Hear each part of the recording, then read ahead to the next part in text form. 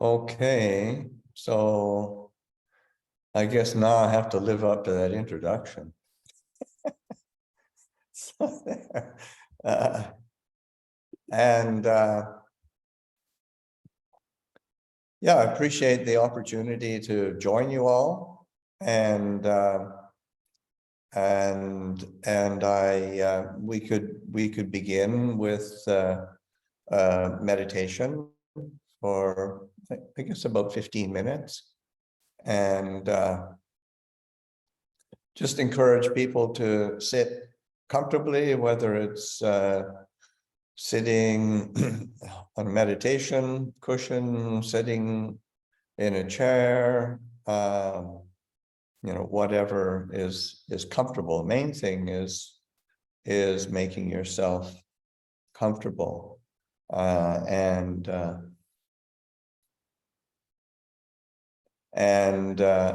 that to be able to just be comfortable and relax. I mean, that's one of the I see so often people meditate, and it seems so stressful, and that's sort of not really accomplishing its aim so well. Just learning how to relax with a sense of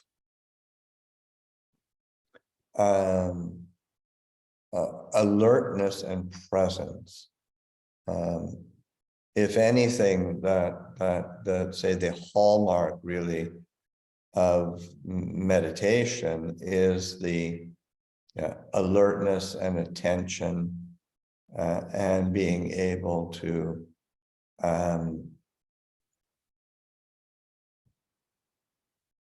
sustain that quality of awareness, this quality of knowing, like when we talk about the name, say, of the Buddha, the Buddha, the word Buddha literally means the one who knows, one who is awake, the one who's radiant. So those are qualities that we're actually trying to embody. And it's accomplished in a moment-to-moment, just being present, knowing the object of our attention, whether it's the breath or the body or just silence or whatever. There's so many different methods of meditation, but just to be able to be clear and knowing in a solid way, and to be awake, to be alert, to not be drifting off, not getting dull, but also to actually enjoy it. The word in the Thai language for radiant has it's the same word that one uses for, like, when a flower opens up. There's a freshness and a vibrancy to the color of a flower that's just opening up. And that's what we can do with our hearts, with our minds. So that just relaxing into a state of attention, attentiveness, being present with the breath. That's what I find the most comfortable, and finding a place where it seems to be most noticeable, whether it's the tip of the nose, whether it's the chest, whether it's the abdomen, just attending to that rhythm with alertness, with presence, breath coming in, knowing it clearly, the breath going out, and just settling into that rhythm with alertness and with presence. So let's say enough kind of instruction to go, and we'll sit quietly for about 10 minutes or so.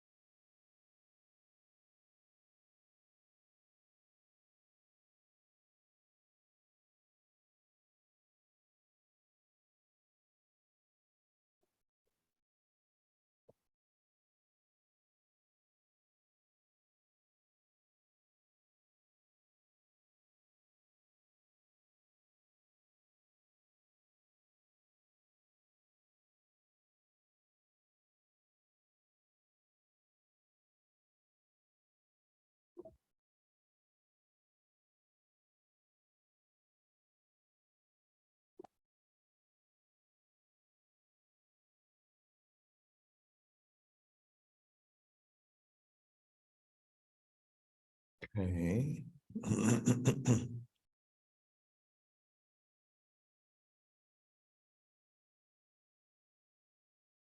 I'm wondering, isn't this a time when you normally do a little bit of stretching or something? Would it be, if we're not going to do any particular stretching, would it be worth it to just have a little bit of a break? People can stretch their legs, bio break as needed. 5 minutes, we'll be back. Okay, great.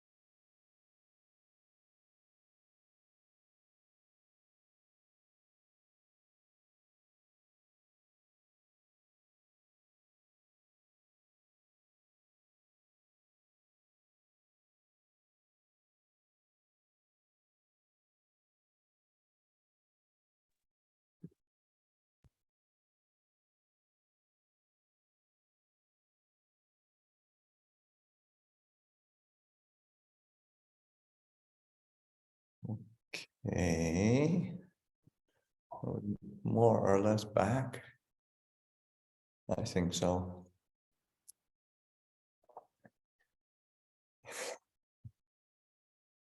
I see a thumbs up coming.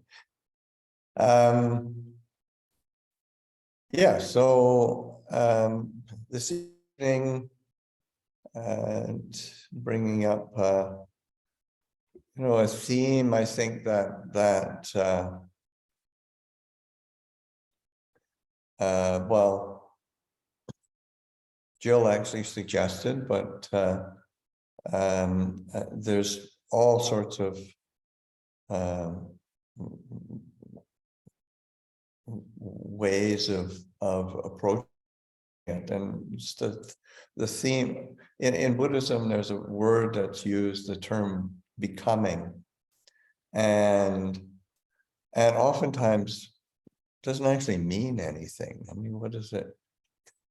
Another sort of Buddhist jargon, but the Buddha places it as a fundamental, one of the fundamental causes of suffering, of dukkha, and I think it's really important to recognize that the way that the Buddha approaches his teaching and his training is as an experiential approach.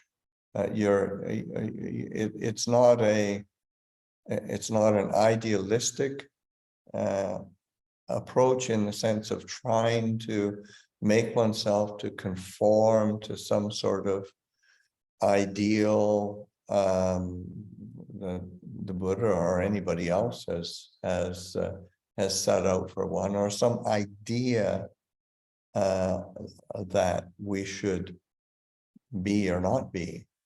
But that's such a different approach than the culture that most of us grew up in. And yeah, Western culture, American culture in particular, is really driven by ideals, even if nobody lives by them and fights over them all the time, which is actually one of the problems of ideals, because you can have an opinion about them. But what the Buddha is trying to get us to address is our experience of our life, and are we happy? Are we peaceful? Are we living in a way that is free from discontent and dissatisfaction?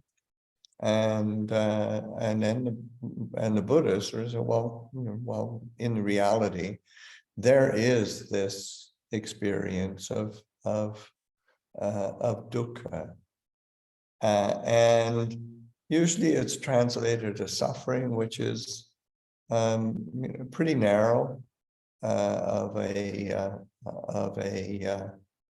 definition. Discontent, dissatisfaction, dis-ease, stress. They're all good translations of dukkha. And it's, when things aren't going comfortably or easily. So it's an experience. And it's actually really interesting in the roots of the word, because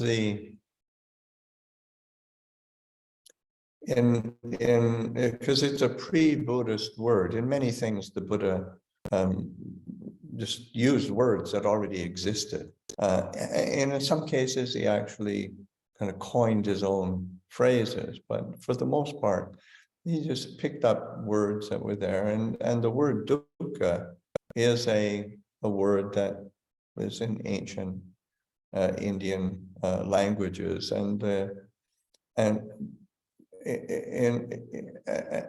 do is sort of like, bad, unwanted, unpleasant. The word prefix. So is like, sukha means like happiness. So su is like good, pleasant, desirable. The word ka is, in ancient India, was a horse culture that had carts and chariots and whatnot, and ka was where the axle and the wheel kind of met, and like dukkha is when the axle and the wheel don't fit, and it just is not smooth, it's not comfortable, it's unpleasant, it's difficult, and so that's, it's an experience. It's not an idea of how you're feeling or want to feel. It's an experience. And so this sense of dukkha as uncomfortable, it's just something not smooth, it's not pleasant. And when I heard that explanation of the roots of the word, it made particular sense to me, because it made me think of where I grew up. I grew up in northern Canada, and it's about 600 miles north of North Dakota. If you thought North Dakota was nothing already, and just cold wasteland, and then I'm about 600 miles north of that. And what happens in the wintertime is it gets down, minus 30, minus 40. I've experienced minus 50. And of course you adjust for that, because that's what it is. And so you've got block heaters on your engines for your cars, so that your car starts in the morning, and you keep your battery warm. But what happens is, in your tires, the air, when it gets really cold like that, the air kind of shrinks in the tires, and then the bottom of your and then the tire actually freezes, so that there's this flat, your tire's nice and round on top, and then there's a flat bit at the bottom. So your engine works, but your axle and your tires, it's really not. That's dukkha. So that was very visceral, sort of, for me anyway, image of the word dukkha, and it's extraordinary experience. And the Buddha points to these different forms of desire, and of course, sensual desire for sense gratification, sense pleasure, sense stimulation. That's pretty ordinary. We all understand that. But then the Buddha points to this desire for becoming and non-becoming. And then that's where he said, well, what's that mean? But it's really around the sense of identity, trying to be something, trying to be somebody, trying to, I need to be a meditator. I need to be a Buddhist meditator. and we feel compelled to try to prop up a persona, or try. So we end up, especially as especially in a spiritual quote unquote spiritual path. I mean, we can sometimes get on these, like as if it's some sort of self-improvement program, and it gets burdensome, and dukkha, just trying to be, or we experience anger and frustration, jealousy, and competition, and then there's and of course it's uncomfortable and unpleasant because it is dukkha, but to look at it from the experiential realm rather than I shouldn't be this way or I should be some other way. That's more the suffering rather than the actual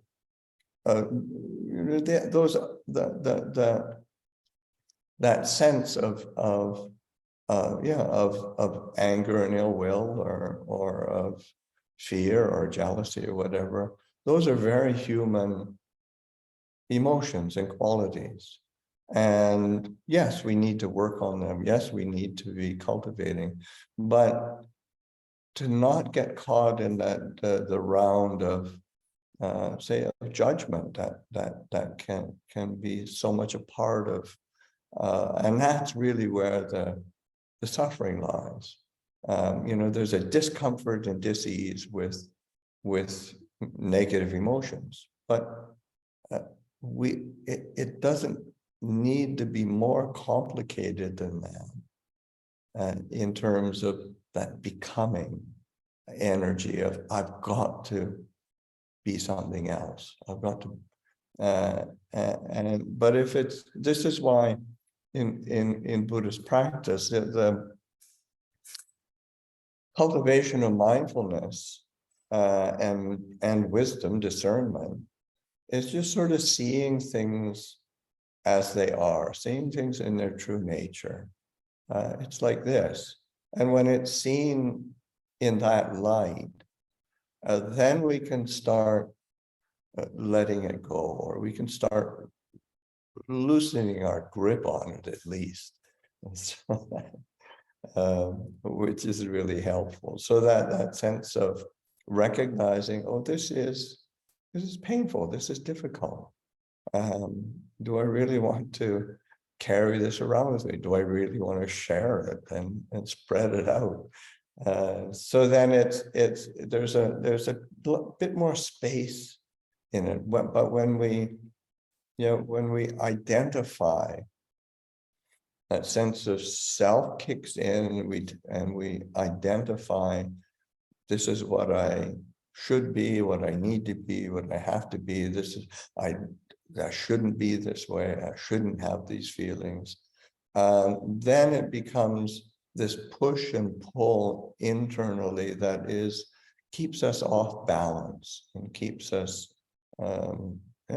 suffering. And that's exactly what the Buddha is pointing to in terms of, this is a practice, this is a training. And we can see things, and we have to learn how to trust ourselves that, when we see that clearly, it's sort of like on a certain level, it's a no-brainer to pick or opt for the sense of ease and well-being rather than more complication and difficulty. And of course the reality is we all complicate and make things difficult for ourselves, but it's through more of a lack of clarity rather than as a judgment on ourselves. And so that just learning how to let go and coming back to the knowing, coming back to the one who's awake, the one who is radiant. That is an internal quality that is inherent within all of us, and that that's it's just, there's a certain revelation there that again, it goes against the grain of our cultural conditioning. There's many wonderful things about various religions, but there are some fundamental elements that are sometimes problematic. So what comes to mind is I saw this is a long time ago. There was a documentary on the royal family in Thailand, and it was done by the BBC, so it was very well done, very extensive. And the interviewer is sitting with the king in his office, and his office is cluttered with all sorts of communications gear and radios and whatnot, and King's sitting on the floor, so the interviewer has to sit on the floor, and he doesn't look very comfortable, but anyway, he's saying, well, as the king of Thailand, you're the head of the religion, or the patron of the Buddhist religion in Thailand, and you must have to have some knowledge and understanding, and which is king actually does, or is the former king. They said, how, in terms of doctrine and teachings, what does Buddhism have to say about original sin? And then the king looked really puzzled and kind of befuddled, and he said, "Oh, original sin." So, well, not very much, because in Buddhism, we think of original purity, and it was just sort of turning it on its head, and it's just a fundamental view, which is really important to because if we think of ourselves as something that has this foundation of, and even purity is a loaded word, but it's something that we can return to all the time. Whereas, something that where we're stained in some way, then we've constantly got to be on a project to, well, I mean, the idiom in the English language is that sort of, we need to clean up our act. And so that, on a fundamental level, there's nothing wrong with that, but it's like when we keep identifying with the things that create suffering for ourselves. So this move, and becoming is more like a movement of mind, a movement of heart, and inclining toward something. That's the nature of becoming. So there's this sense of becoming, or say like non-becoming is trying to push away, trying to annihilate, trying to get rid of. I got to get rid of my greed, and I got to get rid of my ill will. And is that a bad thing? Well, not really, but it's more how we hold it and create an identity around that, which makes it, on a certain level, impossible to realize. And so that the Buddha's encouragement to keep coming back to what's the experience, Is it one of dis-ease? Is it stressful? Is it difficult? Is there discontent there? And how can one turn one's attention to contentment, to well-being, to a sense of ease and clarity?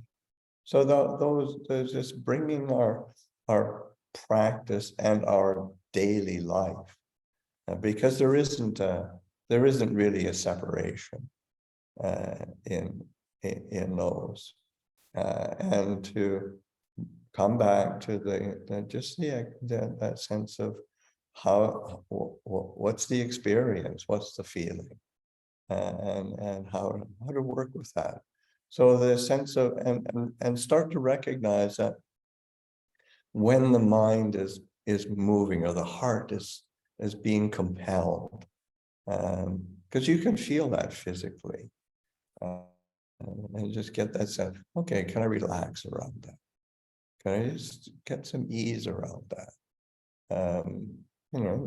It can be, and then tuning into that sense of the experiential realm. What am I feeling like? How do I work with that? How do I ease it? And once we get used to coming back to that experiential foundation, and then we've got a good handle on how to live a skillful life. And that's the way that the Buddha expresses the goal of our practice is it wholesome? Is it beneficial? Is it skillful? Or are we trapped in the unwholesome, the unskillful, that which is harmful and difficult? So it's not using kind of good bad dichotomy, right or wrong dichotomy. It's more around what's beneficial, what's not beneficial, what's useful, not useful, what's fruitful, what's not fruitful. And so that's starting to pay attention to how to shift our attention in that way. And that takes mindfulness, that takes a certain stillness of heart, where we're not constantly moving into that becoming, and that moving into becoming is not allayed by clamping down and annihilating it. That's the other side of the coin of non-becoming, non-being. It's it's that willingness to come back to what am I feeling, and sometimes that